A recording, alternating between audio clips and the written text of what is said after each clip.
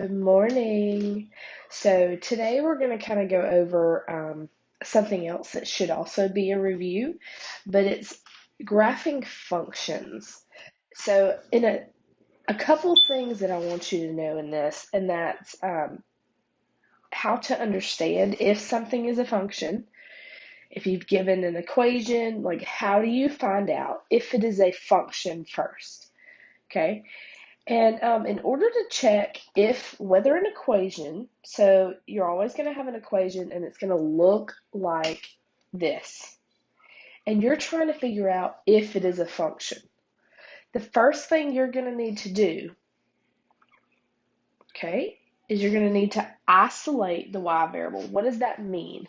So back when we were a couple videos ago and we were solving for a variable. So in this case, we're solving for, so if you need to, go back and watch that video.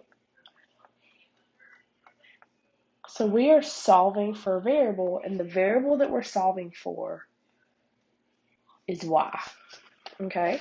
So in this case, we have 4x minus 2y equals 8. Well, in order to get y by itself, we have to get rid of everything that's near it, that's on the same side of the equation as y. So in this case, it's 4x. So you'll subtract 4x from both sides. Subtract 4x from both sides.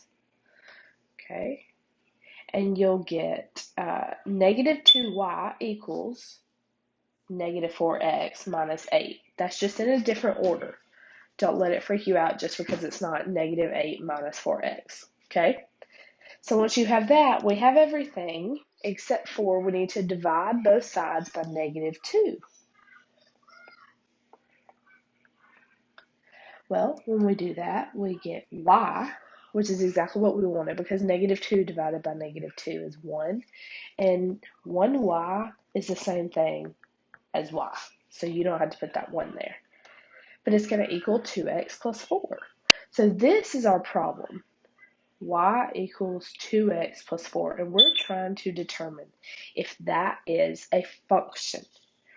Okay, so anytime you see a function is going to be written this way.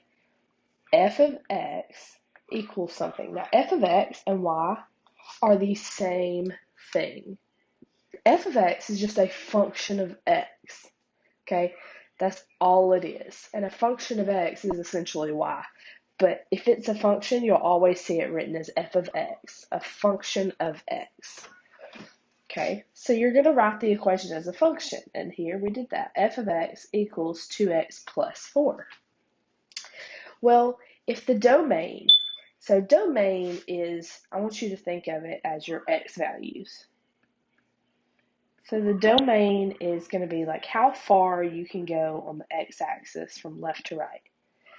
And in this case, the domain is from 2 to 4, so 2, 3, and 4. So we can go 2, 3, 4 on the x-axis.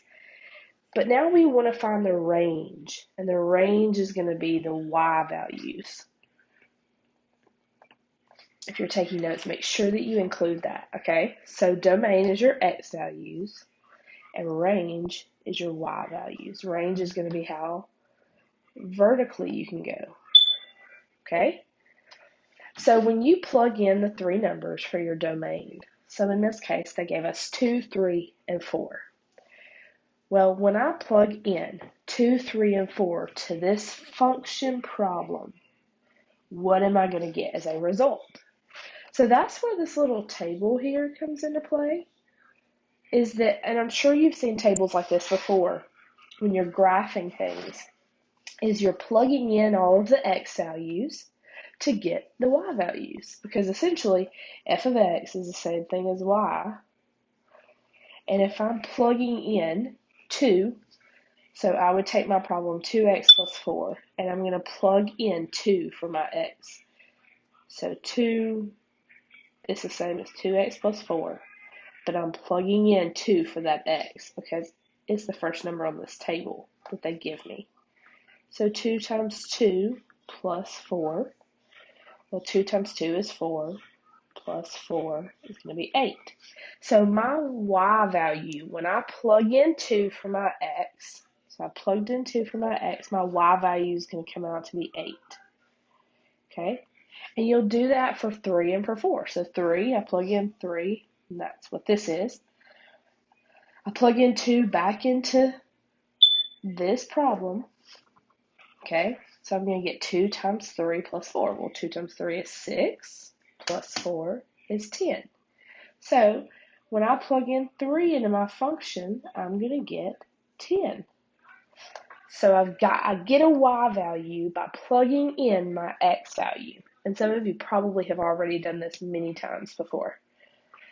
Okay? And lastly, 4. So let's plug in 4.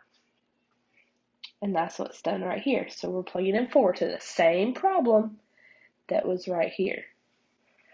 So 2 times 4 is 8, plus 4 is 12.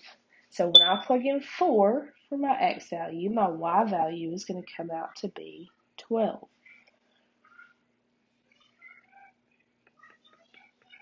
Okay?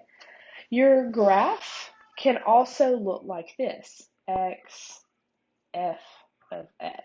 Okay? So this is your x value and your y value. So now we have a range that goes from 8 to 12.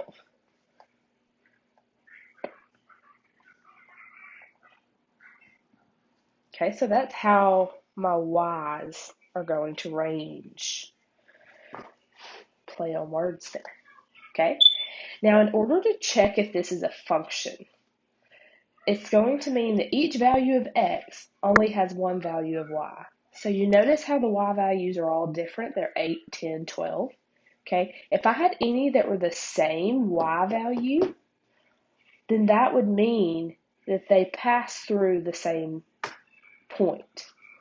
And we don't want that to happen if it is a function. So if it's a function, if I was to draw a vertical line through any of the points, I'm not going to hit another point. Notice how that happens? So this is a function. So any vertical line would pass through only one point. So that's how I know that this is indeed a function, because it doesn't pass through multiple y points. Okay, so let's do a little bit of a practice. So I'm going to do a couple of these kind of for you. Actually, I'm going to do the first x value. So tells me, and is this equation a function? Is this equation a function? So they're giving us the domain values, and if you remember, the domain values are the x values. So we're just going to go ahead and put these in this table. Okay, and f of x equals 3x plus 2. So they already have it in function form. We're just going to have to plug in some values to figure it out. So what you need to do here is f of x equals 3, and we need to start plugging in those x values. So 3 times 1 plus 2. Well, 3 times 1 is 3 plus 2, which equals 5. So when x is 1, our y value is going to be 5, and that's going to be the start of our range. So I want you to do that for the rest of the numbers. Then once you've gotten all of the numbers, we're going to plot the points. So this is one point. If you remember, it's called a coordinate. When you graph a coordinate, it's going to look like this. You're going to go on the x first. So I'm going to go, for my x, I'm going to go to 1. So this right here is 1. And then I'm going to go up 5. So 1, 5. And this is going to be my point for that. Okay, so you need to do that for all of the points once you have completed that. And then you're going to be able to determine, and I'm not going to do this part for you, you're going to be able to determine if it is a function. And again, in order to know if it is a function or not, you use something called the vertical line test, which means, does a vertical line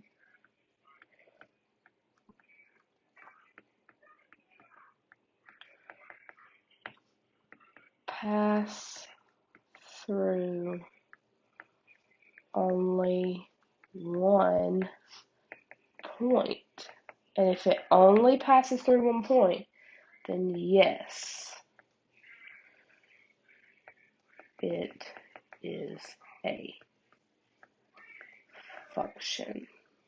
Okay, so you're going to go back through there, you're going to find all of those, and I want you to pause this video right here because you're going to complete number 1, you're going to finish it off for me, and you're also going to do 2, 3, and 4.